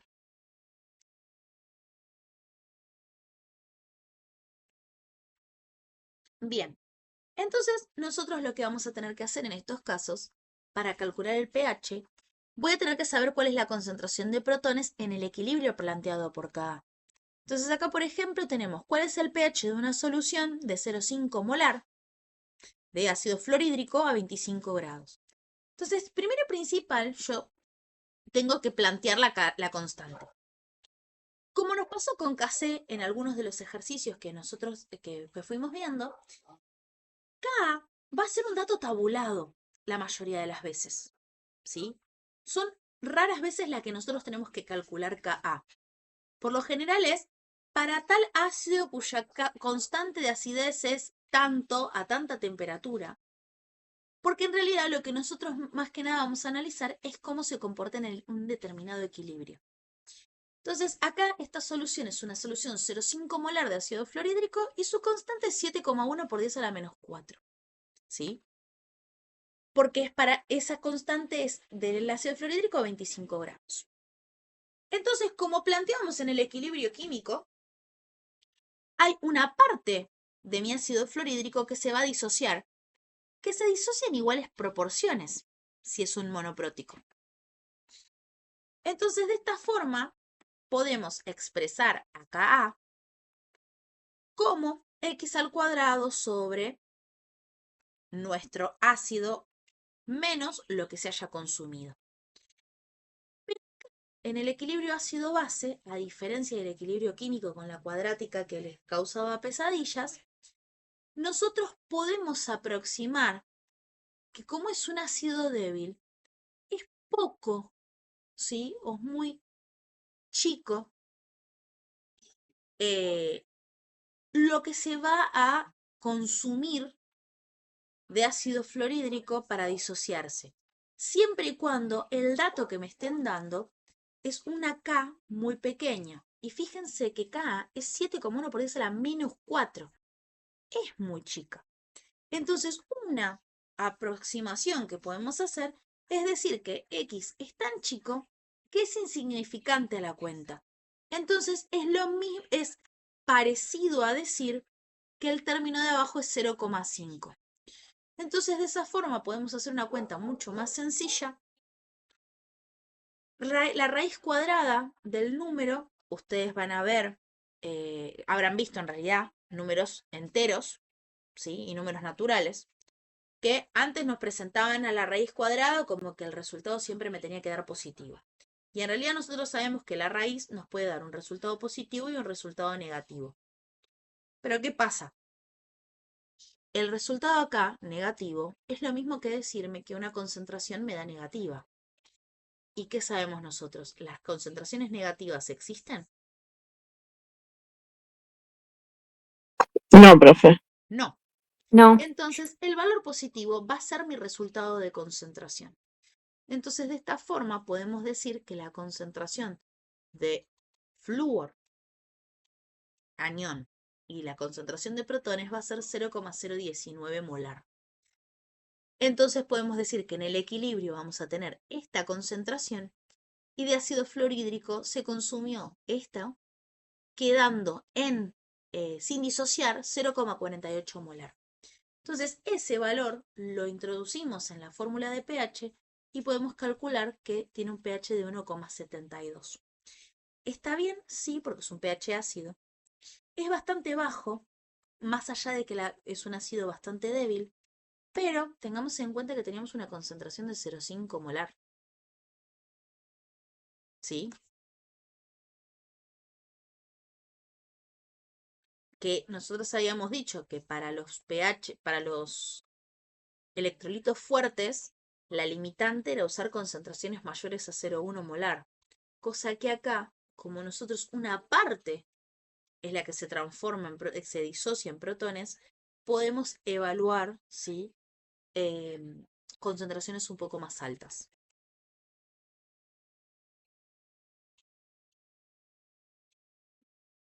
Para lo que son los ácidos débiles con estas constantes tan bajitas, en realidad no, porque pueden hacer esta aproximación.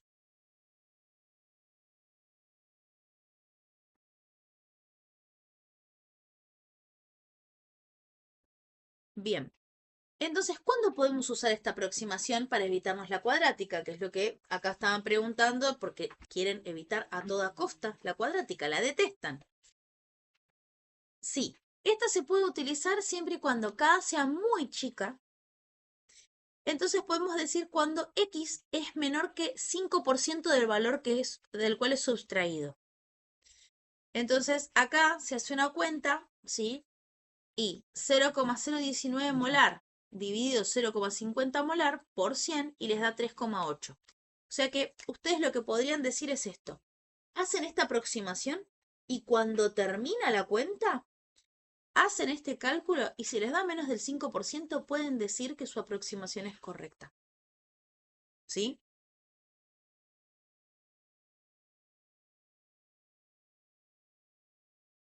En cambio, en este caso, cuando el pH de la solución que nos piden es de 0,05 molar, hacemos esta misma aproximación y cuando vamos a calcular nos da un 12%. Entonces, la aproximación no es correcta y se va a tener que resolver con la ecuación cuadrática completa. ¿Sí? Entonces, sepan que para ustedes hacer esta aproximación, sí o sí tienen que hacer esta cuenta para ustedes poder decir que lo que hicieron está bien. Si lo que hicieron y después les da un 8%, no es una aproximación correcta y se tiene que resolver por la ecuación cuadrática completa. ¿Sí? Es el verdadero, el no ya lo tienen. Entonces, lo primero que uno haría es probar a hacer esta cuenta más sencilla y jugársela. Entonces, de forma que cuando ustedes evalúen, se fijen si se puede hacer, si se podía hacer o no. Todo con tal de no hacer la cuadrática. Entonces, si nosotros tuviésemos que hacer un resumen de cómo vamos a resolver problemas de ionización de ácidos débiles, lo primero que vamos a hacer es identificar qué es lo que podría afectar el pH. Por ejemplo, ¿sí? En la mayoría de los casos nosotros ignoramos la autoionización del agua, ¿sí? Por ejemplo, para los ácidos débiles nosotros ignoramos la producción de OHs del agua porque se van a determinar por medio de los protones, entonces lo despreciamos.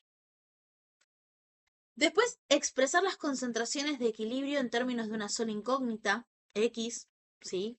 Entonces, esto de tratar de minimizar, ¿sí?, las cuentas lo más posible. Escribir K en términos de las concentraciones de equilibrio, ¿sí? Entonces ahí nosotros armamos nuestra concentración, armamos nuestra K y tratamos de resolver para X por medio del método de aproximación. Y recién cuando hago la validación y me fijo y no es válido mi método de aproximación, recién ahí intento hacer la ecuación cuadrática completa. Una vez llegado al valor de X, calcular las concentraciones de todos los elementos y con eso el pH de la solución. ¿Sí? Entonces, este sería como los puntos que poníamos nosotros para hacer las reacciones. 1, balanceo la ecuación. 2, me fijo si están puros los reactivos. 3, me fijo cuál es el reactivo limitante y cuál en exceso. 4, calculo el producto en base al reactivo limitante. Bueno, así como nos hicimos un punteo para lo que era la parte de estequiometría y reacciones, acá en ácidos débiles es una especie de punteo para que nosotros podamos calcular la concentración de protones y en función de eso el pH. Ahora, ¿qué pasaría con una base débil? ¿Cómo cambia eso? Lisa y llanamente lo que cambia es que nosotros vamos a tener KB en vez de Ka, porque estamos trabajando con una base. Pero la constante se hace igual, o sea, productos arriba, reactivos abajo, al agua no se la tiene en cuenta. Se van a resolver igual que los ácidos débiles para oxidrilos, ¿sí? Entonces, ¿qué es lo que vamos a tener en cuenta? Estos mismos puntos. ¿Qué es el paso extra que vamos a tener que hacer? Una vez obtenida la concentración de oxidrilos, reemplazarla, como hicimos acá, en calcular el pOH y después restárselo a 14, o introducir el valor de la concentración de oxidrilos en la ecuación de la constante del agua y recién ahí sacar los protones y calcular el pH, la que les resulte más fácil. Bien, y con eso terminamos nuestra teoría. Teoría de equilibrio ácido-base y teoría de toda la materia. Lo sé, es un montón y es muy viernes. Así que ya pueden hacer la guía de equilibrio químico, de equilibrio ácido-base, ¿sí? Que si ustedes se fijan, equilibrio químico abajo tiene equilibrio ácido-base. Como es fin de semana, con mucha suerte verán un ejercicio o dos, pero sepan que nosotros con nuestro cronograma, ¿sí? A propósito, como teníamos muchos feriados y eso, a ustedes les quedó, a ver, ahí ya les digo que tengo el cronograma acá a mano para tranquilizarles la existencia. El lunes tenemos contemplado hacer ejercitación de esto. El viernes hacer un repaso. Y el lunes poder seguir repasando, ¿sí? Y ver ejercicios modelo, ¿sí? Para recién el 14 tener el examen. Yo ya en estos momentos estoy tramitando lo mismo, las aulas y todo eso, así que como fuimos haciendo con los otros exámenes, yo les voy avisando. Tema aula, tema tutores, tema CUDI, como nos fuimos manejando. La idea sería que rindan el 14 también, pero tengo que hablar con Diego porque una de las cosas que estuvieron haciendo, como pasó con los chicos que rindieron el recuperatorio, es que estuvo viendo de localizarlos en cátedras de docentes de química que ya están dando las materias. Eso implica que, si yo no recuerdo mal, hay muchos docentes que no, o sea, no hay una comisión de viernes a la noche de química general e inorgánica. Lo más cercano que tengo es la comisión de Pamela Pesqueira, que algunos fueron a rendir. Yo les voy a averiguar qué horarios hay, pero yo lo que le había dicho a Diego es esto, que si ustedes no pueden en las otras comisiones, la prioridad es que ustedes tienen este día y este horario. Pero bueno, lo voy a hablar con Diego a ver si podemos llegar a un acuerdo de que puedan rendir el mismo día y en el mismo horario. Si no, yo les voy a ir avisando las posibilidades, a ver si ustedes pueden, más que nada desde lo laboral, ¿sí? Si no hay ningún impedimento laboral para que ustedes puedan rendir. Pero la idea sería priorizar que sea esa semana.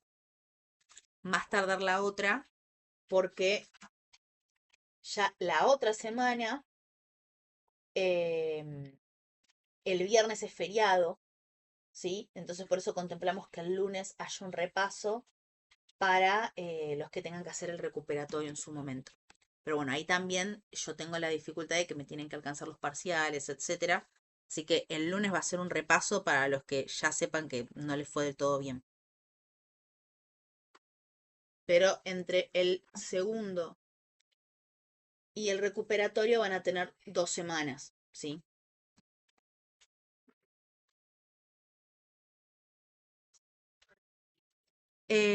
Claro, mi parcial va a ser solo el 14 para, si no es ubicarlos en alguna comisión de los miércoles, porque después otro día no hay.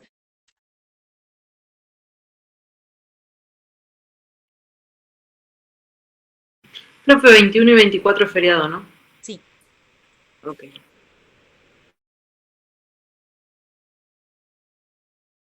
Eso. Bueno, cualquier duda, cualquier consulta, nos estamos hablando. Yo también les voy comunicando lo que vaya sabiendo de fechas, horarios, aulas, etcétera. Y bueno, nos vemos el lunes para ver consultas de equilibrio ácido-base.